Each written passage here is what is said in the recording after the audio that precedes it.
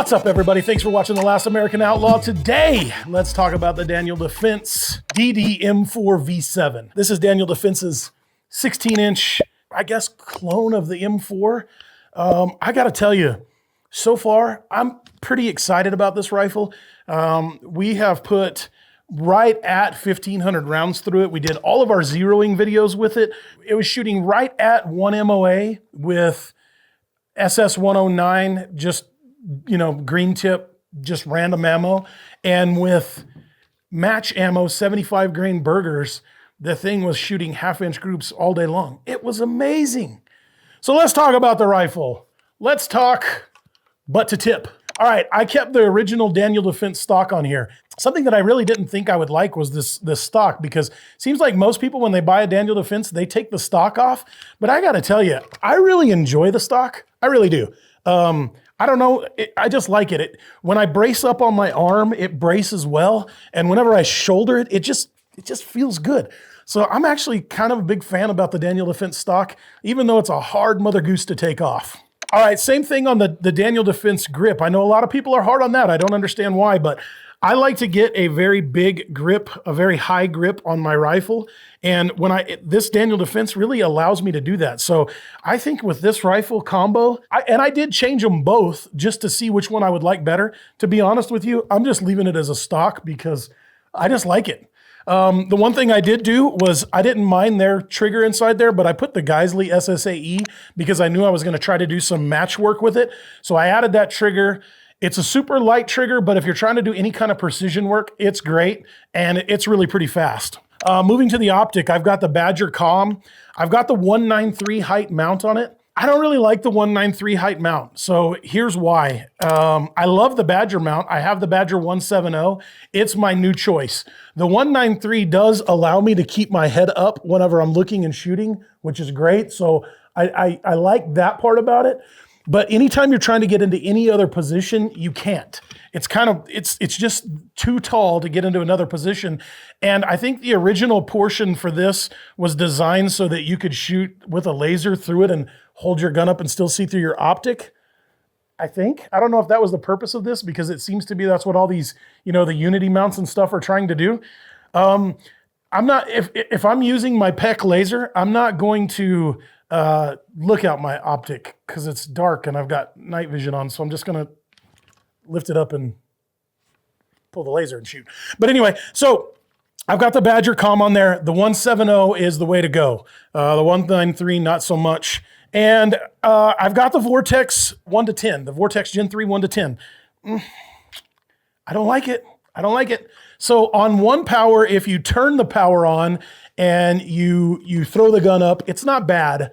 It looks kind of like a dot, but there's this kind of, I've never been able to hear anybody explain it. And I know that I'm not hearing them explain it because it's hard to explain. The thing is, it's like this, if you were looking through like a glass of water, like if you were looking through water at somebody for that brief second until you hold it steady. So, you know, you jerk your gun up and there's like this brief little wiggle in it. That little wiggle makes it look like you're looking through a glass of water, and then it'll kind of clear up. Now on the further powers, you know, 6, 8, 10, it's fine.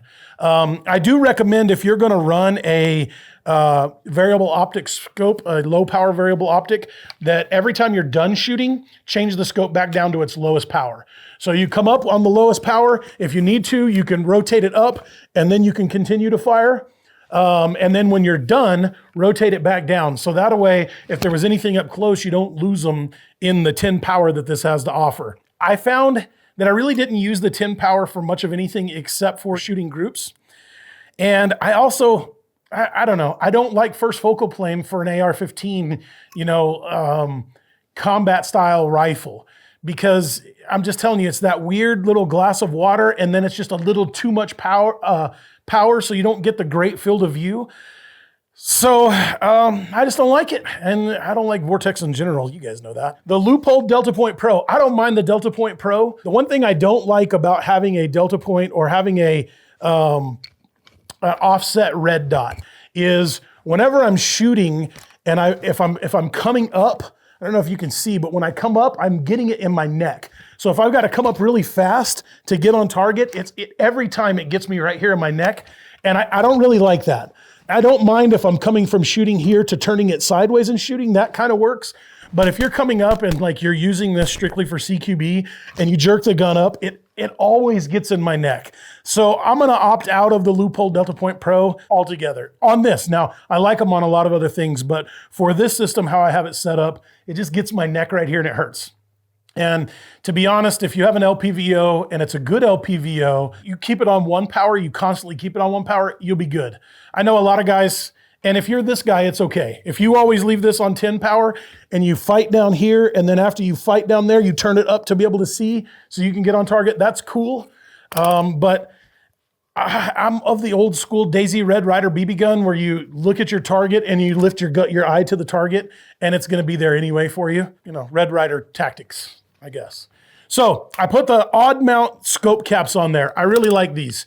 On the odd mount, on all of them, I've been putting them on all my rifles. You can add your dope card in here, which for an AR-15, I would put my holdovers in there for the ammo that I'm using. Now remember, you can't just say, I'm buying 55 grain and I'm shooting 62, or my defensive ammo is a 77 grain Sierra Match King, which is what this should be, like Black Hills 77. You can't just put those different ones in there because the dope is gonna change. So you gotta put in this, either what is it gonna be? Your competition, your practice, or your actual self-defense ammo. And the cool thing is, with these odd mounts, you can just put a piece of tape there, cut it out of a little index card and change them. So, you know, have one for your 55 grain, have one for 62, have one for 77. Remember, in order to be a professional with your gun, you've got to be able to shoot through all of those different ammunitions and know where they're going to hit.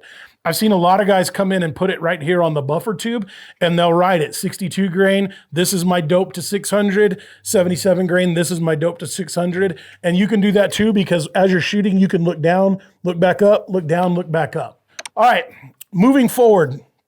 I like the Daniel Defense rail and how slim it is and how strong it is, as much as I like even the Geisley URGI. I think Daniel Defense really hit it out of the park with this rail. It's one of my favorite rails. I left their forward grip on here. I left it because when I shoot, I just kind of put my hand here. There's a little bit of gap, but it leaves me just enough room that I can touch the top of my PEC 15. And it also makes it to where if you're getting really tired and you're having to hold your gun all day, you can just hold it here. And yes, I realize you're Superman and you don't get tired, but I do. All right, and then on top, I've got a full power PEC 15. There's civilian versions of this. If you have night vision at all, if you ever expect to get in any kind of a altercation, I would say it's good to at least have PVS 14s. And then you have to have a laser to be able to shoot with those.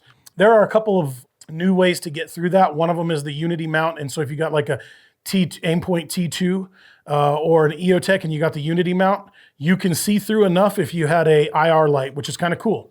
And then on this side, I got the mod light. And I've got the mod light where it's a pressure switch that is, it doesn't stay on, it's just pressure. Because I know it seems like it's a really cool thing for guys to use their flashlight a lot. But the truth is, you don't want to use your flashlight that much. As soon as you turn on the flashlight, like envisioning you're using this flashlight to find somebody. Well, if your beam is here and they're over here, they immediately know where you are, and now you're just a setting duck because you have no idea where they are. So there is a time and a place for a flashlight.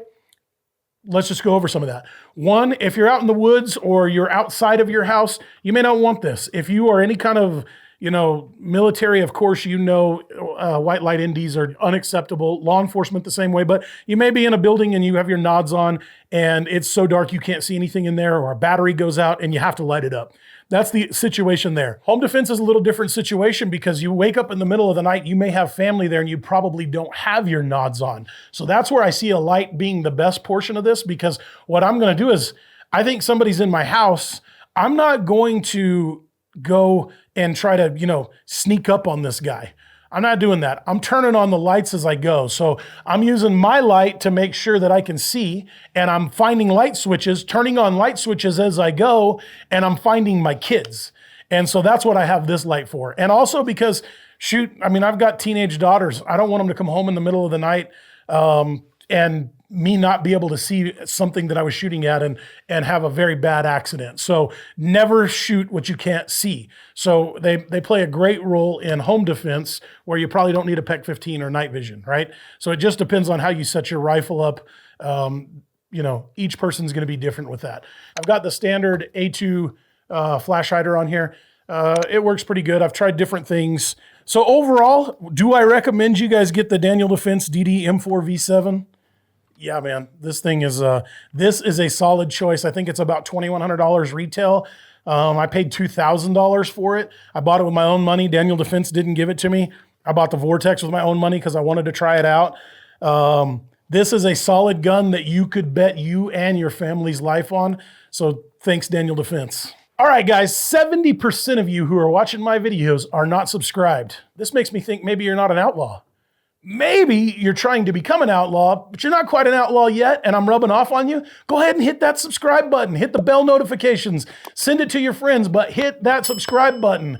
The other 70% of you guys, get in here, be a part of the Outlaw Nation, because we're some of the baddest alive.